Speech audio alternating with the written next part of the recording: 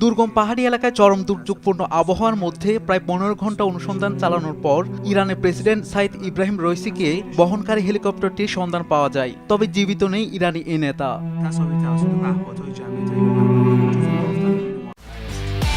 একমাত্র ওয়ালটন এসি দিচ্ছে 1 বছরের রিপ্লেসমেন্ট গ্যারান্টি এবং কম্প্রেসারের 10 বছরের গ্যারান্টি। ওই হেলিকপ্টারে থাকা দেশটির পররাষ্ট্রমন্ত্রী হুসাইন আমির আবদুল্লাহিন মারা গেছেন। রোববার আজারবাইজানের প্রেসিডেন্টের সঙ্গে দেখা করেন রাইসি। সেখানে একটি বাঁধও উদ্বোধন করেন তিনি। সে অনুষ্ঠান থেকে ফেরার পথে রাইসিকে বহনকারী হেলিকপ্টারটি বিধ্বস্ত হয়। প্রেসিডেন্ট ইব্রাহিম রাইসির মৃত্যুর ঘটনায় শোকে পাথর হয়ে গেছে ইরানিরা। মৃত্যু সংবাদ শোনার সঙ্গে সঙ্গে কান্নার রোল পড়ে যায় ইরানের বাড়িতে বাড়িতে, গলি মহল্লায়। প্রেসিডেন্ট ইব্রাহিম রাইসি ও পররাষ্ট্রমন্ত্রী আমির আবদুল্লাহিনের মৃত্যুর আনুষ্ঠানিক ঘোষণার পর ইরানের মন্ত্রিসভা জরুরি বৈঠক ডেকেছে। প্রেসিডেন্ট রাইসি জনগণের জন্য তার